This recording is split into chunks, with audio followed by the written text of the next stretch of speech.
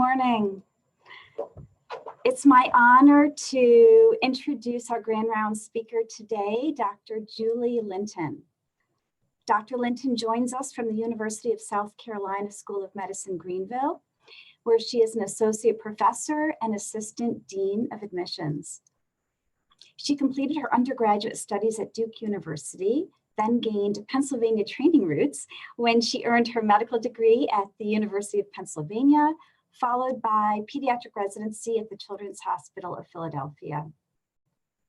Long dedicated to global health, Dr. Linton began with work outside the US borders in Panama as part of a Fulbright program.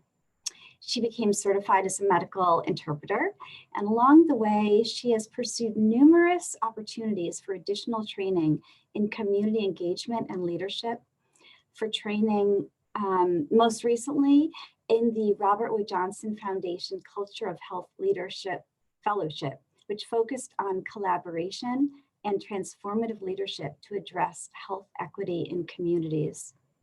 She's applied these experiences and expertise to address global health issues within our borders, centering on immigrant and refugee health. Nationally, Dr. Linton serves in the American Academy of Pediatrics Council on Community Pediatrics Executive Committee and co-chairs the AAP Immigrant Health Special Interest Group. She has co-authored several AAP policy statements, including Promoting Food Security for All Children in 2015 and Detention of Immigrant Children in 2017. She has become a leading spokesperson on immigration policy, and in 2018 brought a spotlight to the damaging effects of US border policies separating children from their parents. Anderson Cooper and Andrea Mitchell are among many journalists and reporters who have interviewed Dr. Linton. For her work, she has received numerous awards in community service and also teaching awards.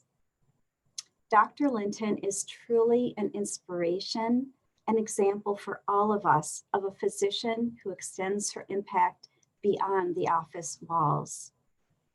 Dr. Linton, I want to thank you for the time you've dedicated to educating and enriching us today over the course of the day, actually, starting with this morning's presentation. And with that, I will turn the program over to you.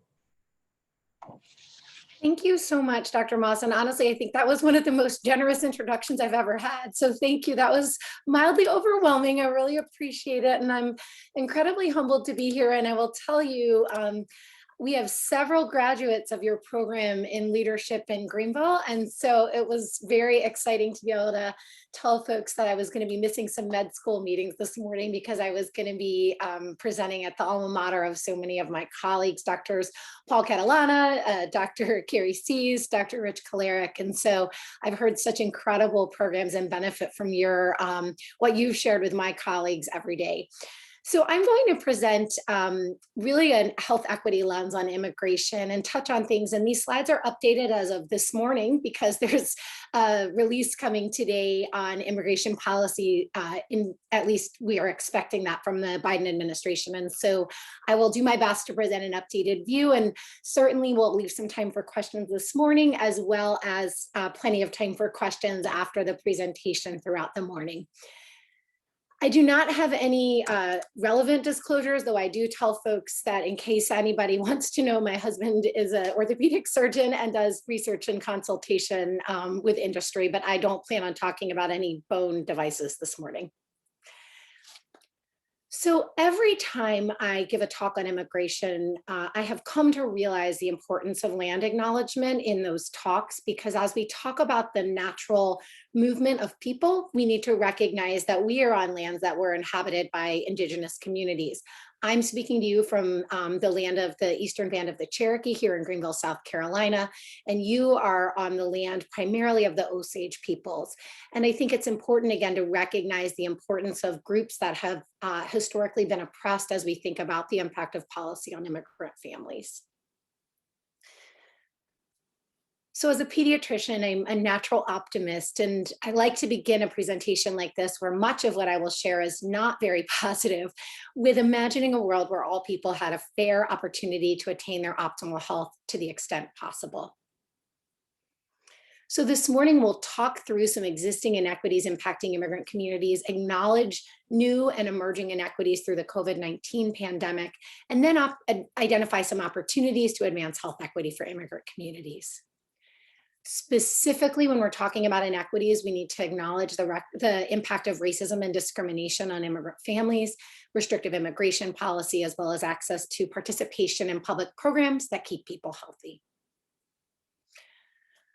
So looking at a map of the United States, I think the most striking thing, and those of you who've heard me speak before know that I often say there are no white states. And so when we talk about immigrant families, to me, the real crux of the difference is those that have historically been traditional destination states for immigrants. And those are the states really in that dark orange color that have always had a very large immigrant population for decades. The rest of us are really newer destination states where we often don't have quite as much infrastructure, and that would include Pennsylvania in many ways. And currently 13% of children in Pennsylvania live in an immigrant family, meaning that child or at least one parent was born outside of the United States. When we think about social drivers of health, I've separated them in my head into elements of access and elements of identity.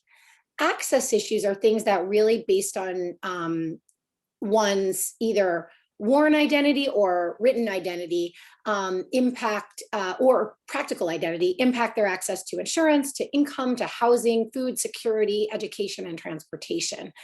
The elements of identity are really quite complex. Some of them are socially constructed, like race.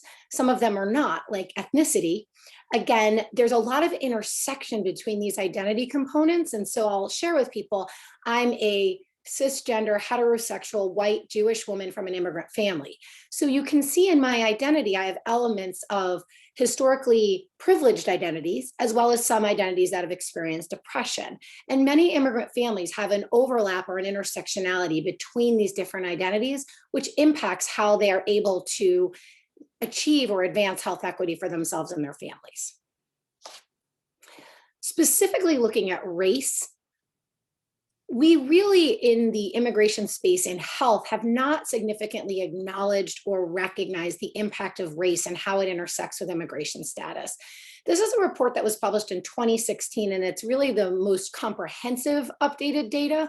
Came from the NYU School of Law, as well as the Black Alliance for Just Immigration.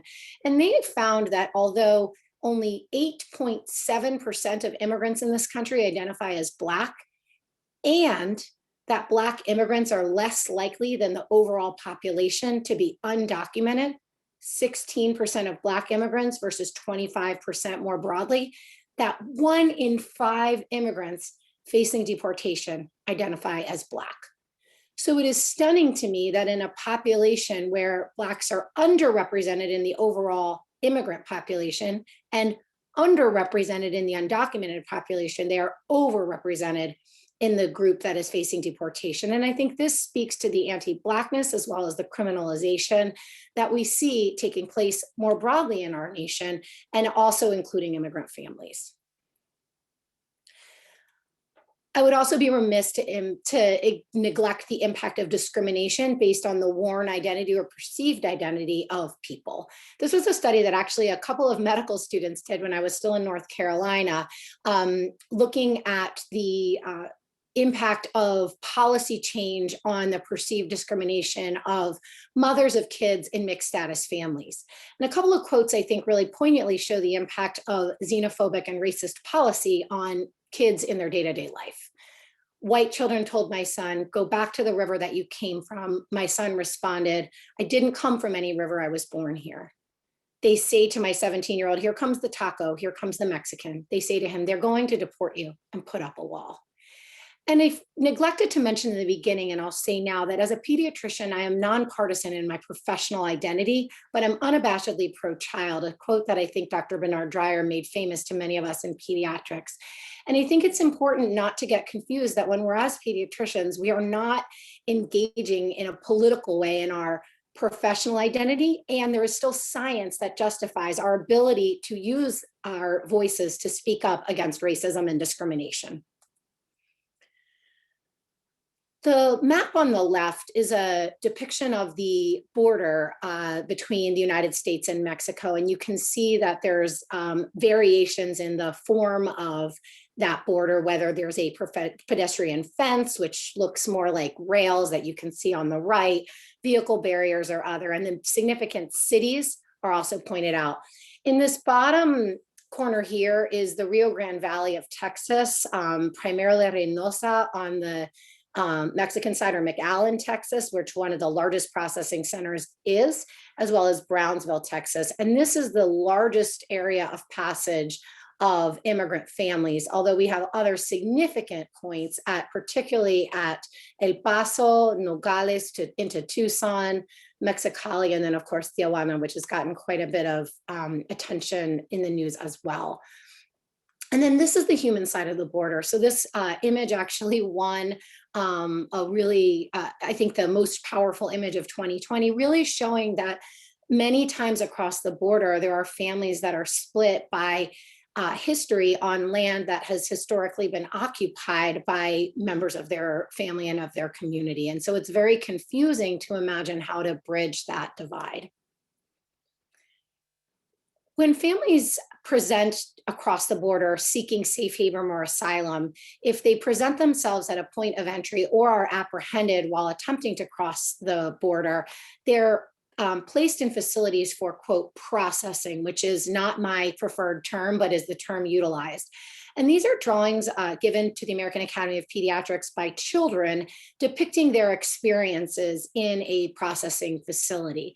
And having been inside one of these facilities, I can tell you that when I look at these images, I was there for about 2 hours as a physician, and I still get goosebumps when I see this picture. And that is my physiologic reaction being there as somebody not within the cages. So I can only imagine what it's like to be there for typically around 3 days, sometimes 2 days, sometimes a little bit more, in fencing that extends from the floor to the ceiling, lights that are kept on 24/7, and conditions that, after having gone through very hot and humid conditions, are very, very chilly. And so I think it's important to think about what that's like through the eyes of a child. It's also incredibly important, particularly talking in Pennsylvania today, to acknowledge the impact of family detention. So currently what happens is if a child comes to the border, they're either processed as an unaccompanied child, meaning a child that has come without a parent or legal guardian, or they're processed as a family unit. For family units, some of those family units are released immediately to go towards their destination as their immigration cases proceed. And others are placed in family detention facilities, affectionately known as family residential centers at the federal level. There are 3 of these facilities across the country, one in Dilley, Texas, one in Karnes, Texas, and one actually in Pennsylvania in Berks County called the Berks facility. The 2 in Texas are run by private prison corporations, and the one in Berks is a state facility. And I think, again, remembering that when we made the recommendations from the American Academy of Pediatrics, based on the conditions in all 3 of these facilities, we recommended that no child should ever be placed in one of these facilities. When family separation took place systematically, it still is taking place intermittently, but when it was taking place systematically under the zero tolerance policy in the spring of 2018, what was happening was children who came in family units were being processed as unaccompanied children. And then the advocacy on the federal level at that point was that family detention was a solution to family separation. And again, we are really screaming from the rooftops that family separation is atrocious and family detention is atrocious and not a solution to family separation. Also important to think about what it looks like for unaccompanied kids. And so when unaccompanied kids present to our border, they go under the custody of the Office of Refugee Resettlement. So children that come in family units go under the custody of the Department of Homeland Security, which, as you would imagine, their priority is law enforcement. And under that Department of Homeland Security is Immigration and Customs Enforcement, or ICE. On the unaccompanied side, you have kids going under the Office of Refugee Resettlement, which sits under Health and Human Services. So while not perfect, ORR overall is committed to the health and well-being of unaccompanied children in their care. These are the numbers that have come out from Pennsylvania over the past few years in terms of release, with Allegheny County being one of the top counties that receives numbers, although not as many as a few other areas, including Philadelphia County. It's also really important to mention that these numbers look very low towards the end here, but that's because it's only reflecting 2 months, and the numbers have increased dramatically since the inauguration of President Biden. And so I think we're gonna all start seeing a lot more kids coming our way, and we'll talk about how to handle that, both later this morning in the Grand Rounds presentation, as well as during the noon conference with the residents. A couple key points about family separation, and I already mentioned the one point that family detention is not a solution for family separation. The second point is that this really, again, highlights the intersection of race and immigration. When we think about family separation, the images that were predominantly shown and the largest numbers were coming from the Northern Triangle countries of Honduras, El Salvador, and Guatemala, as well as Mexico. However, the Sentinel family separation case, or the Ms. L case, was actually a Congolese woman who was separated from her daughter for 3 months. And again, highlighting that which faces are being depicted and how can we really acknowledge the robust intersection between race and immigration in our policies, our practices, and our representation. As a pediatrician, I again find it the most helpful for me to understand what these things look like through the eyes of children. And this is an image of a child's depiction of immigration court through their own eyes that was presented to ProBar, who's one of the key legal services provider for children in immigration proceedings in Texas. And what happens in immigration court for children is that, unlike in criminal court, where people are guaranteed and provided access to a lawyer, children have to find their own attorney, represent themselves, are subject to cross-examination that is often hostile and does not present with a trauma lens, and have an interpreter there who may or may not be utilizing child-friendly language. So certainly, as we think about what immigration court looks like for anyone, for the child, particularly for the unaccompanied child, it's perhaps the most frightening. We have seen a sea of confusion and emotional roller coastering, if you will, for people who have Daca, or deferred action for child arrivals. And there are specific criteria to qualify for Daca. A couple of key points here that are really important. Daca renewals and new applications are now being accepted. So for those who meet the criteria, and they're all available on the USCIS or the US Citizen and Immigration Services website, people can submit new applications. Daca provides relief from removal during the time that someone has Daca, with the exception of if they have a criminal investigation during that time, and a temporary work permit. But there's a few restrictions. One is that Daca is not a pathway to citizenship as it currently exists. And that's really, really important because it's a point of confusion for many. It also does not confer eligibility for a number of benefits, particularly in states like Pennsylvania and certainly South Carolina, which I'll show you a map of shortly. So this is a map of health coverage for immigrant children. In the dark green states of Washington, Oregon, California, Illinois, New York, Massachusetts, and the District of Columbia, children are eligible for Medicaid or CHIP coverage through state funding, regardless of their date of entry and regardless of their immigration status. The states in that bright neon green color do allow medical coverage for all children who have lawful status regardless of date of entry. That means that they do not impose the 5-year restriction on eligibility that takes place in the states in white. So Pennsylvania is sort of in the middle on this, although undocumented kids and youth with Daca are not eligible for Medicaid or CHIP. Higher education is another huge issue for students, both with Daca as well as for undocumented students. Again, the states in dark green have tuition equity laws, meaning that they offer in-state tuition and same tuition benefits to students regardless of their immigration status. That includes undocumented and students with Daca. And then there's a variety of variations of how this looks. The most restrictive states are Alabama and South Carolina, which specifically ban enrollment to undocumented students. The only way they can come to school in our public institutions in South Carolina is coming as international students.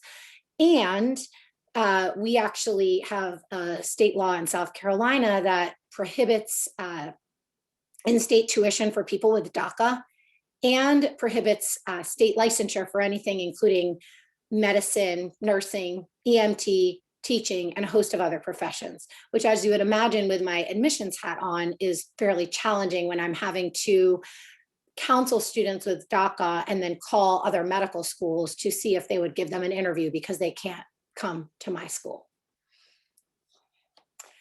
Access to public programs is also really important, and with the public charge regulations that some of you may have heard about, this was a regulation that essentially says historically people, when going to get a green card, have had to prove they would not be a public charge or a burden on the government. And that historically included a couple of factors, largely requiring welfare or TANF, and or being likely to need long-term care. So somebody with dementia, for instance.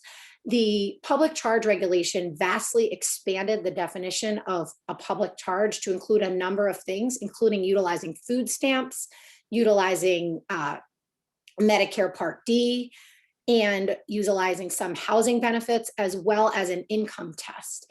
And additionally, the 450-page regulation as published, for us, perhaps more importantly, created vast confusion and hesitancy around utilization of public programs because of the fear and uncertainty that were, in my mind, intentional to impact people's ability to utilize services. And as a pediatrician, I think what the most frustrating thing is we have so much evidence that our role as connecting families to the programs that keep them healthy promote health. And yet I'm in a room with a family and I'm having to choose between suggesting they utilize benefits that keep them healthy, or for those families that would be subject to public charge, a mom who's going to apply for her green card, who's trying to decide whether to utilize services while pregnant, whether that would impact her ability to stay healthy and to keep her family healthy, or to stay together. And that duality of conflict between referring people to programs that keep them healthy and potentially impacting their ability to stay together is a really unfair position for physicians to be in, and a grossly unfair position for families to be in.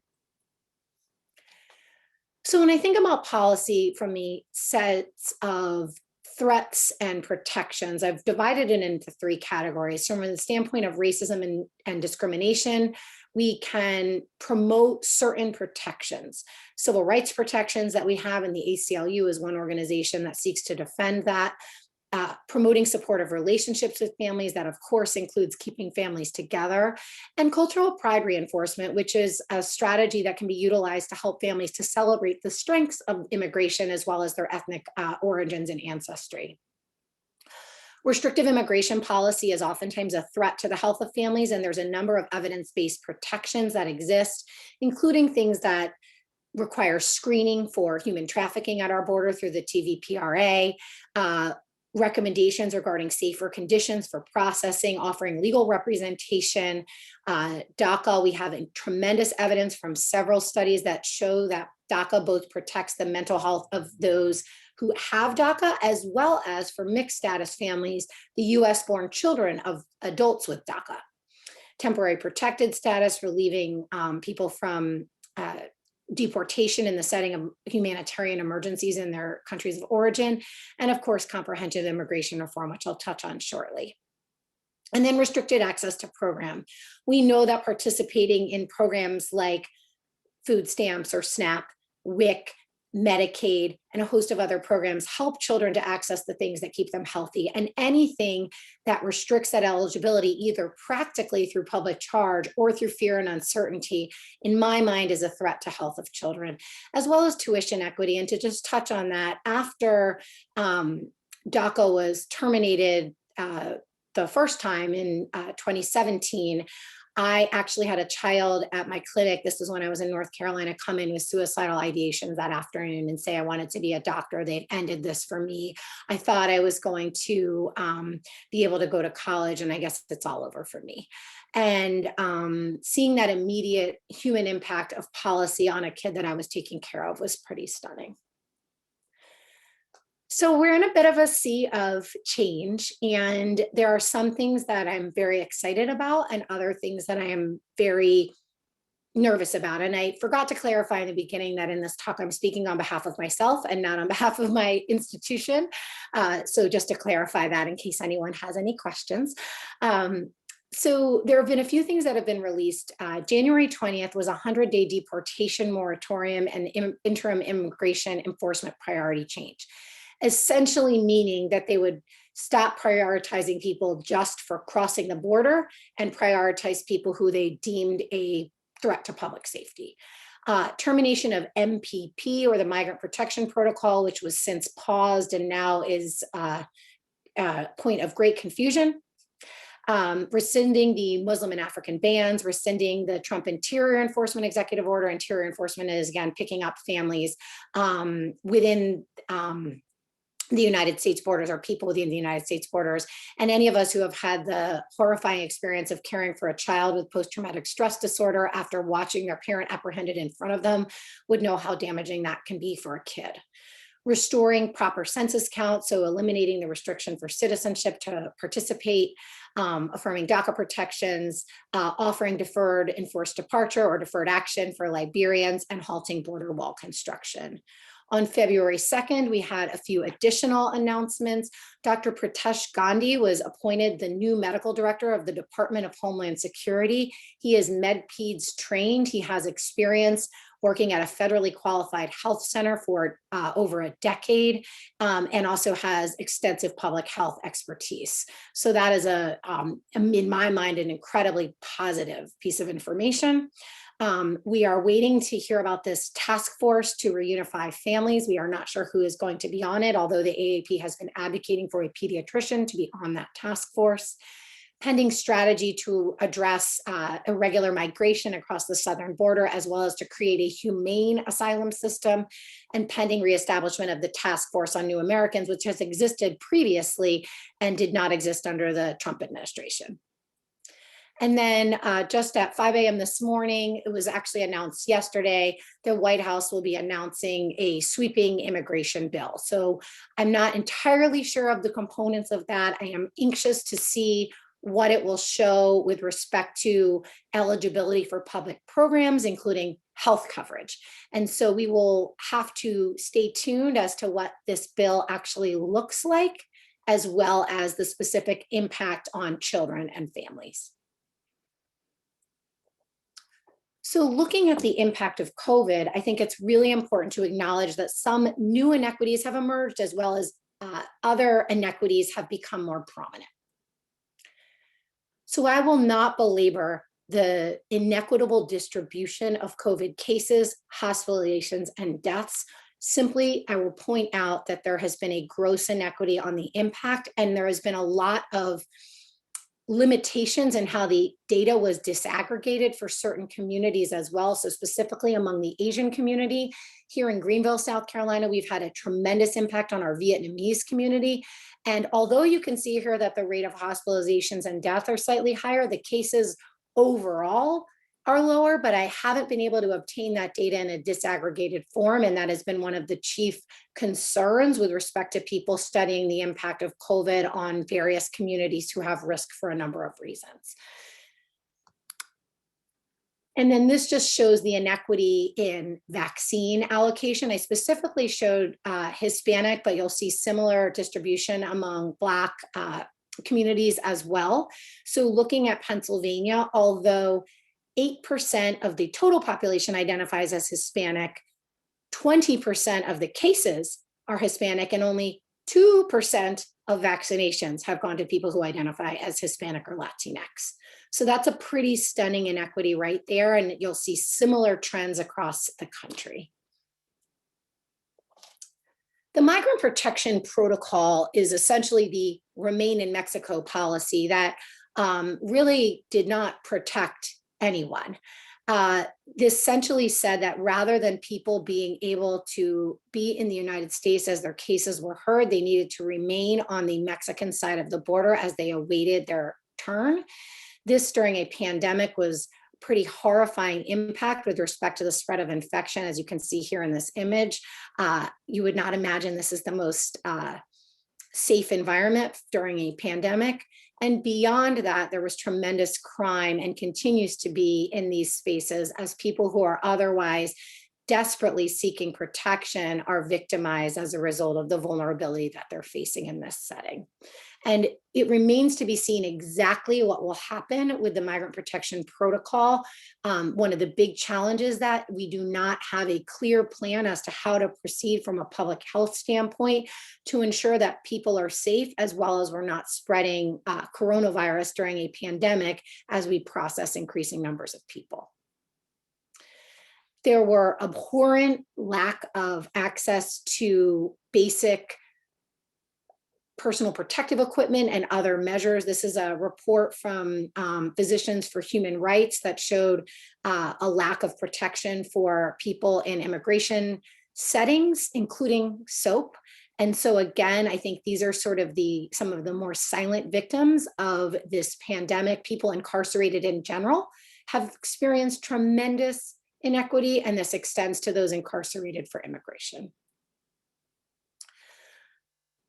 Coming into this pandemic, there are already over 1.2 million cases in the backlog, and delayed hearings in the setting of COVID really created this backlog that is unsustainable. And you can see here, these were the cases that were completed preceding the pandemic and then during the pandemic.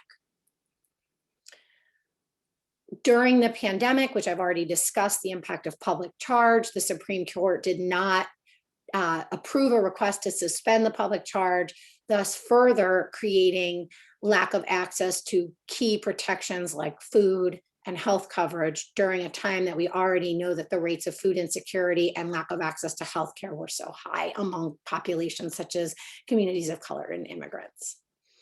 And then a number of key essential workers were excluded from COVID relief bills.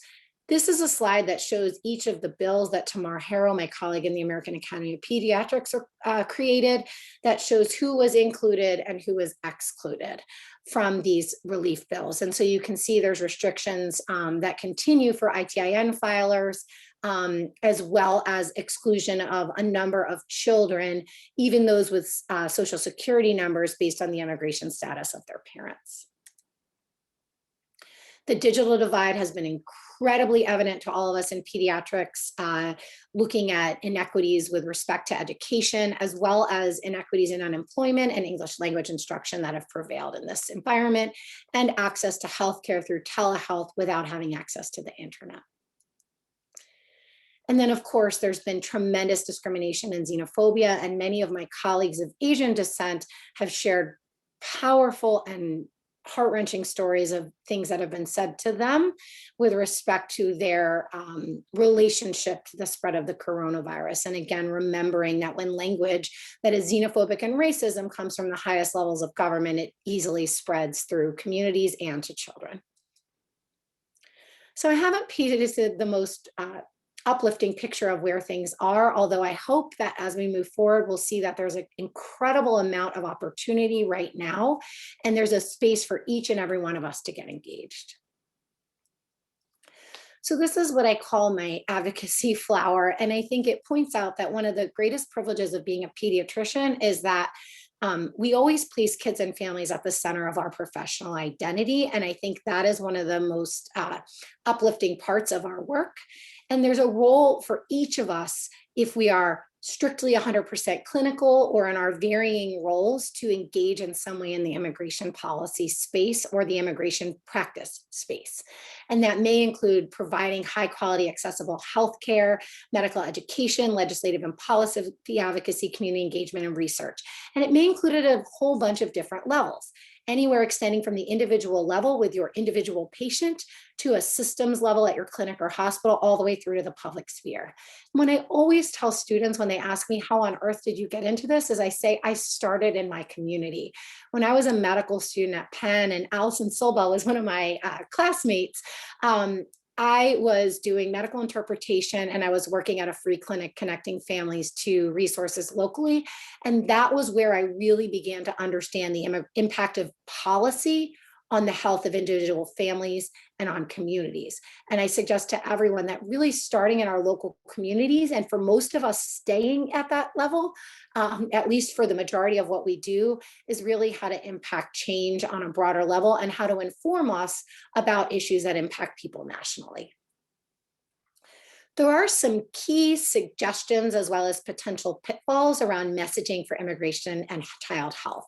And so for anyone speaking up publicly about these issues, just like we use evidence and science for how we practice medicine, I would encourage us to learn the science behind how we communicate about these issues.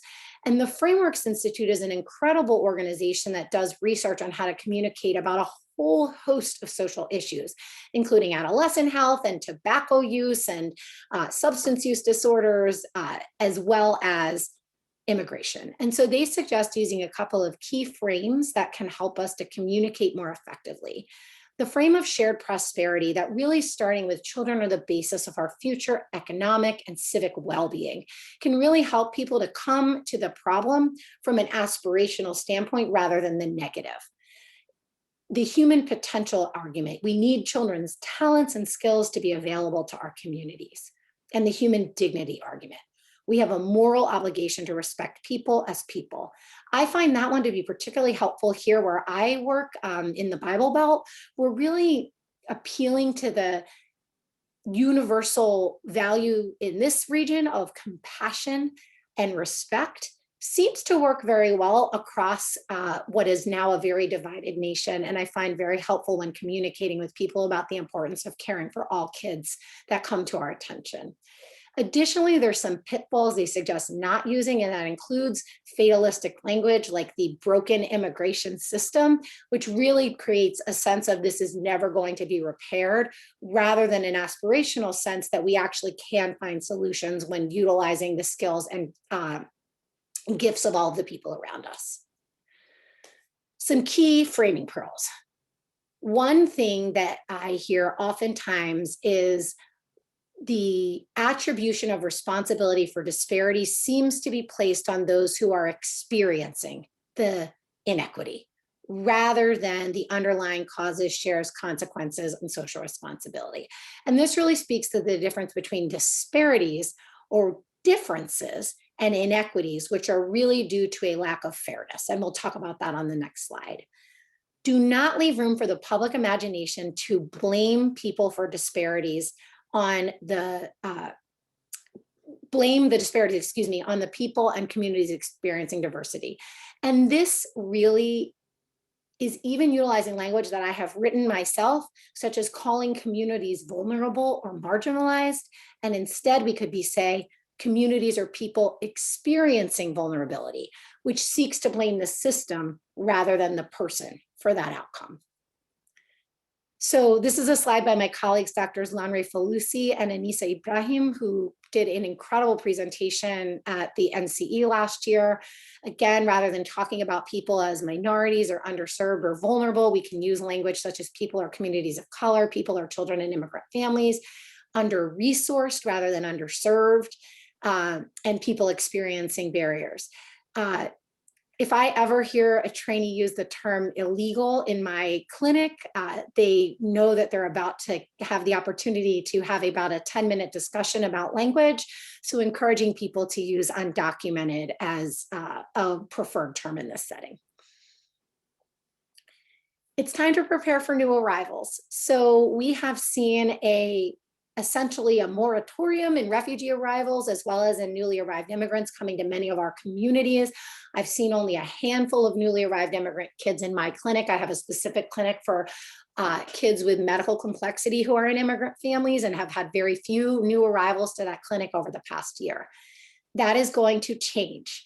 And so the more we can create systems that allow us to offer equitable, high quality and accessible care to newly arrived families, I think the better off we'll be. And we'll talk really in detail about what that care could look like at the noon conference today, but I'll offer a couple of keys here. So one thing we've done here in Greenville is actually offering scheduled outpatient dialysis to people presenting to the emergency room with end-stage renal disease who are undocumented and ineligible for health coverage.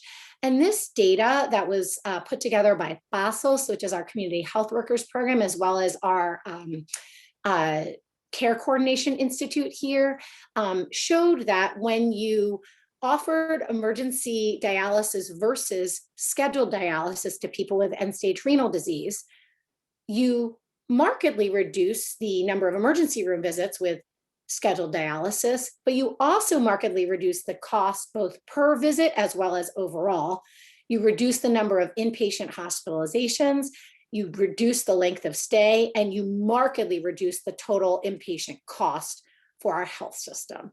And so this has really been an incredible opportunity to offer compassionate care that not only saves money, but also improves health. Community health workers are such an important part of what we can do for immigrant families, and particularly those who are bilingual and bicultural in the country, from the country of origin, or connected in some way to the country of origin, or at least culture of origin of families, can really help families to access services, to mitigate fear and uncertainty, and to better understand education in a way that feels safe for them. So on the left is a recent article from the New England Journal of Medicine looking at the role of community health workers during the pandemic. And on the right is my dear colleague, Ruth Rivera, who's the manager of our PASOS program in South Carolina, and myself doing community-based testing outside of La Única Grocery in Greenville, South Carolina. And we're currently exploring opportunities to deliver the vaccine via a mobile unit as well. And my colleague, Carrie Cease, has been leading a lot of those efforts, and she's a graduate of your General Academic Peds Fellowship. So I thought you guys would enjoy learning about that as well.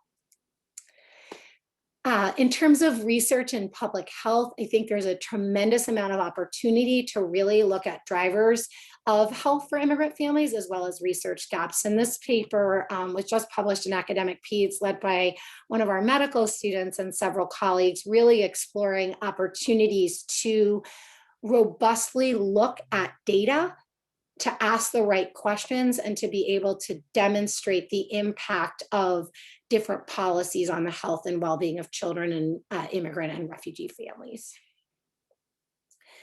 Locally, there's tremendous opportunity to get engaged. You in Pennsylvania have the Pennsylvania Immigration and Citizenship Coalition that has a tremendous amount of resources.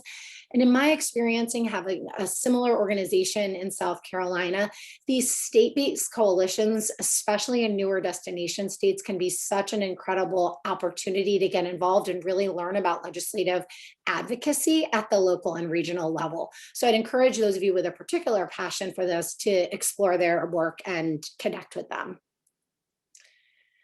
So again, really thinking about child advocacy with kids and families at the center, there's an opportunity for each of us to get involved. That can be in delivering accessible, high quality care to an individual family to comes to our attention, to much more broadly.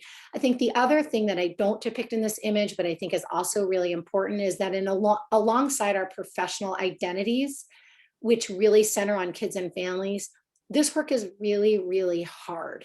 It is really, really exhausting. And so we need to be intentional about the self-care that we utilize in order to support ourselves as we do this work.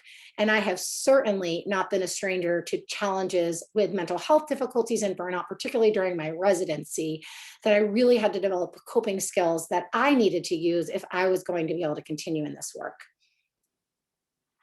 So in conclusion, longstanding and emerging inequities are impacting the health and well-being of children and immigrant families. And we have the privilege of our professional identity to be able to disrupt these inequities at multiple levels and reimagine a system where all people can reach their fullest potential for health and wellness to the extent possible.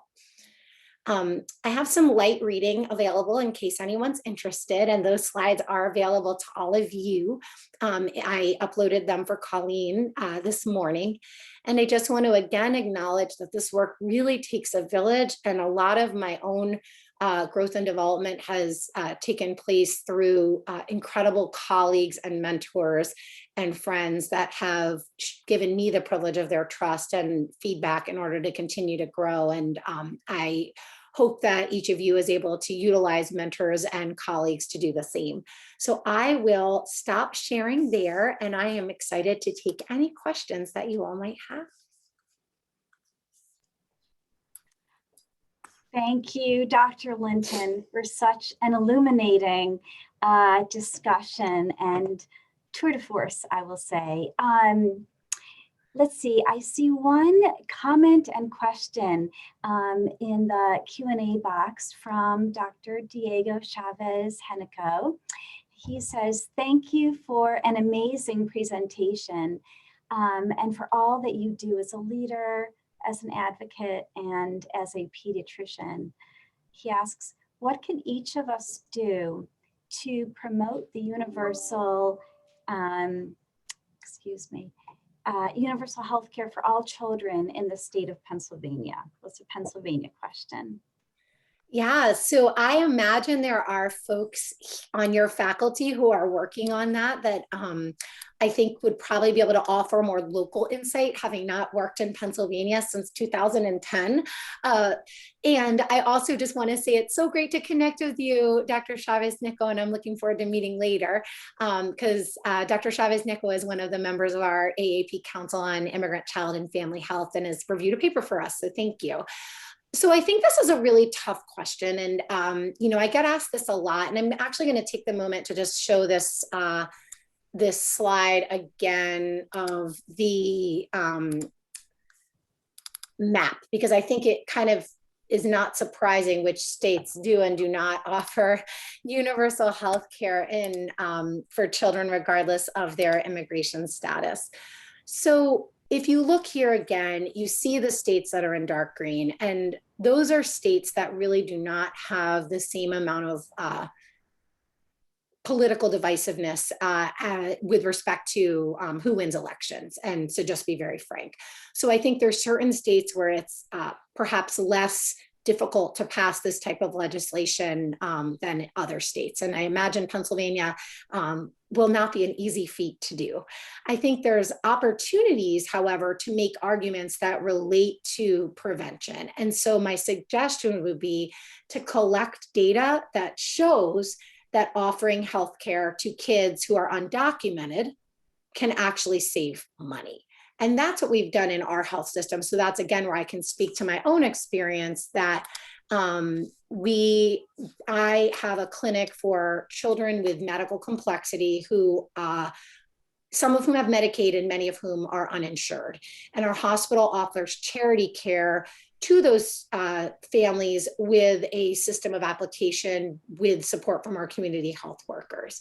And so I think that I would explore opportunities to look at charity care that you can offer, particularly for those kids who are uninsured, who have medical complexity. And as a developmental pediatrician, I imagine that you see a lot of those kids, and a lot of the kids that I take care of have significant developmental difficulties, and our developmental pediatricians are able to see them through the agreement that we have. So I would say the goal of universal health care from a policy standpoint in Pennsylvania would be wonderful and might take a while, whereas the ability for you to leverage the resources you have in your own institution to potentially offer care to certain individuals is very feasible. And again, we have prioritized those with medical complexity who see subspecialists, because those are the kids who really need a primary care doctor within our system who can ensure that they're getting their subspecialty needs met. Thank you. I see another glowing comment and question from Paul Desuiz. I hope I pronounced your name correctly. He says, Dr. Linton, you are a rock star. Thank you for the deep work you are doing in South Carolina and across the country. And thank you for advancing the importance of advocacy. I have great news that there is a Dream Care Coalition here in Pennsylvania working to qualify the 24,000 children who are undocumented immigrants, including the Pennsylvania American Academy of Pediatrics. I encourage everyone on this call to get involved. I will put more information in the chat for everyone. Thank you, Paul, for that. And I will echo what he's saying about getting involved in our state chapter of the AAP. And I will also give a little shout out to another one of Dr. Linton's accomplishments, which is the AAP Immigration Toolkit, which I'll also direct you to, which has incredibly helpful resources as if you want to get involved more in immigration advocacy. But let me let you respond, Dr. Linton. Yeah, no, I think I entirely agree. And I think that was actually what I was hoping would happen, was that someone locally would be able to offer that local perspective, because I've done a little bit of research on what you have available. And I also am not there. I think the state chapter point is incredibly important. When I was in North Carolina, we formed a committee on immigrant child health. And I think there's definitely, if you don't already have one in your state chapter, that's definitely something very exciting. And then for those of you who are interested at the national level, and this is sort of my advocacy conflict of interest, I guess, is that I chair the AAP Council on Immigrant Child and Family Health, and we would welcome you to join. We have a listserv that is fairly vibrant, where our federal advocacy colleagues provide legislative updates regularly, as well as opportunities to connect with one another to learn from each other. And so that's definitely something I would recommend. Thank you. I see that Loretta Mateo also has comments and important questions. Many thanks for this truly comprehensive presentation. Do you have thoughts yourself, or have you heard of what might be the most effective way to reunite separated children with their parents going forward, particularly knowing that some of their parents have been deported? And how might we plan for the expected mental health consequences for these children? Well, so in terms of reuniting separated children from their families, and again, I said unaccompanied unintentionally, but those were children who came into family units who were rendered unaccompanied by the government. So this is a huge issue. So I think there's a few suggestions I would offer. One would be, for those of you who are looking for places to donate and or to support, there are organizations that are working very hard on this exact issue. The ACLU, of course, was the lead on the Ms. L case. And there's organizations such as the Young Center for Immigrant Children's Rights, where actually their lead policy advisor is on faculty at law at the law school at the University of Pennsylvania School of Medicine, as well as KIND, or Kids in Need of Defense, are two organizations that are working really hard on this very issue that I would encourage you to follow on social media. We work very closely with those organizations of the American Academy of Pediatrics, and I think that those would be organizations I would look to for some of that information at the national level. With respect to the mental health consequences, so I think all of us in pediatrics can predict the potentially devastating impact of separation on kids, and that is really no safe amount of time for a child to be separated from their parents, as well as the worsening effect for those kids who are probably younger, as well as those who are separated for longer. And we have a lot of that information from data on toxic stress, as well as separation of kids of parents who've been incarcerated. So I think this is a really important time for us to think about robust mental health systems. Those children who were separated did have and do have access to mental health services at the expense of the government through an organization that is in Oakland that is coordinating those efforts. They have had trouble connecting with families in some states. largely because of the fear and uncertainty around accessing services, as well as during the pandemic. So I think the more that you can connect with that Pennsylvania coalition, I think would be really helpful, because a lot of those are there's organizations that are really on the ground with that, will be really helpful as you explore it. And then again, for kids who have been separated, really thinking about opportunities to utilize the subspecialists both in mental health as well as developmental pediatrics if you identify those kids and they come to your attention in the system. Thank you. I actually have a question myself. Yeah. You've really given a sense of the fear and uncertainty and distrust that